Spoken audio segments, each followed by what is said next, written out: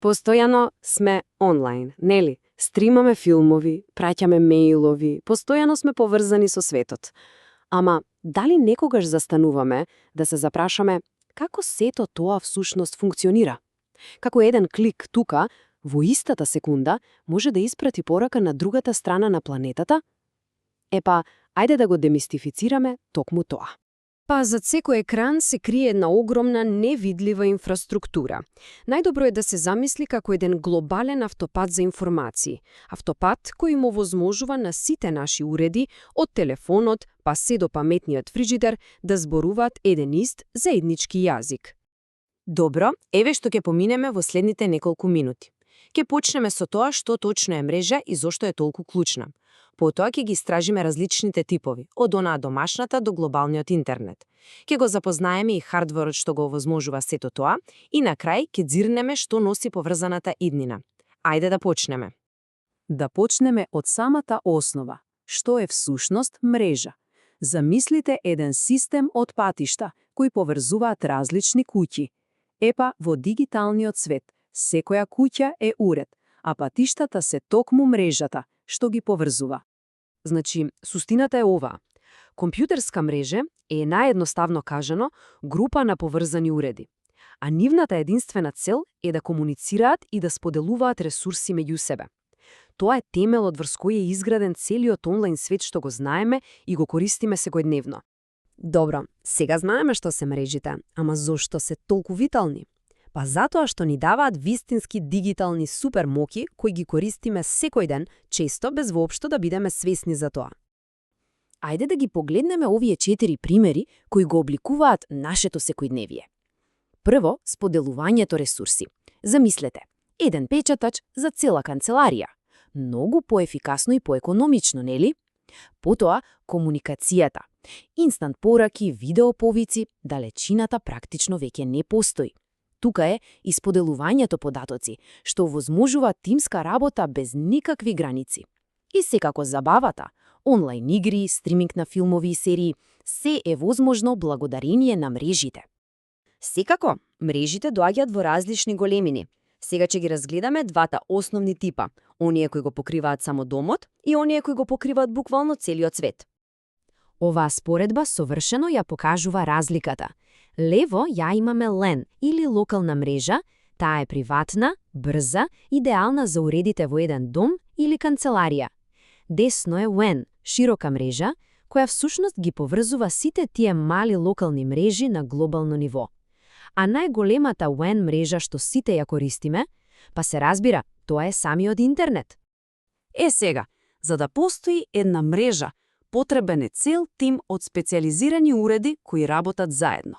Секој од нив има своја уникатна, но и многу клучна улога во целиот процес. Овој диаграм ни дава одлична слика за тоа како различните компоненти соработуваат. Гледаме компјутери, сервери и рутери, сите тие се дел од еден голем, совршено координиран оркестар. Ајде сега да видиме која е улогата на секој од нив поединечно. Да почнеме со наједноставниот поим – јазол или на англиски node. Тоа е само технички термин за апсолутно кој било уред што е дел од мрежата. Телефонот, лаптопот, па дури и паметниот телевизор. Сите тие се јазли во мрежата. За еден уред да може да се вклучи во мрежниот разговор, му треба еден вид преведувач. Епа таа улога ја има мрежната картичка. Таа е портата што му овозможува на компјутерот да го зборува и, се разбира, да го разбира јазикот на мрежата.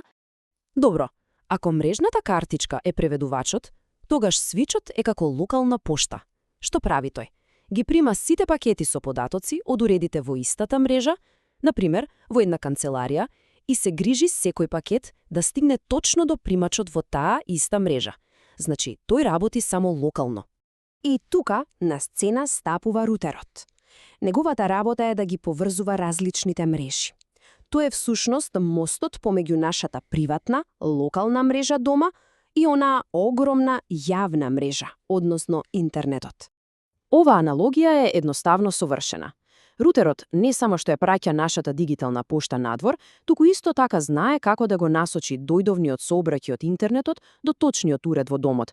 Дали е тоа за телефонот, за лаптопот или за конзолата за игри, тој се грижи пакетот да стигне на вистинското место. Како вистински семафор на дигитална раскрсница. Сега, кога ги знаеме сите компоненти, ајде да ги споиме во една целина и да го следиме патувањето на податоците, од глобалната мрежа па се до нашиот уред. Патувањето на секој клик е навистина фасцинантно. Прво, барањето оди до интернет провајдерот. Оттамо патува низ едно глобална мрежа од подводни кабли, сателити и мокни рутери. И конечно, податоците пристигнуваат до рутерот дома, кој ја има последната, но и најклучна задача – да ги достави до вистинскиот уред. И токму тој последен чекор е местото каде што магијата на Wi-Fi стапува на сцена. Може да се замисли како радиостаница, но наместо музика емитува податоци. Wi-Fi користи радиобранове за да го пренесе сигналот од рутерот до уредите и со тоа ни ја дава слободата да се движиме и сепак да останеме поврзани.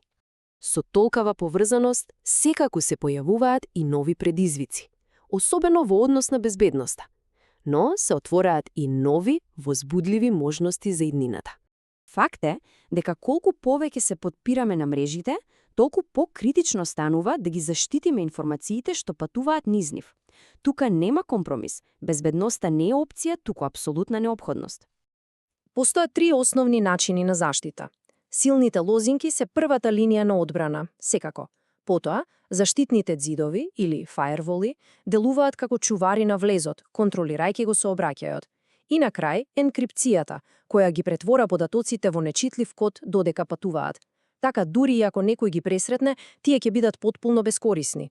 И ова не носи директно кон иднината. Со појавата на така наречениот интернет на нештата, мрежите се прошируваат далеку надвор од компјутерите и телефоните. Наскоро, речиси се во нашиот дом и околи нас ќе биде поврзано, создавајќи една паметна, меѓусебно поврзана средина. И со ова, останува едно интересно прашање за размислување.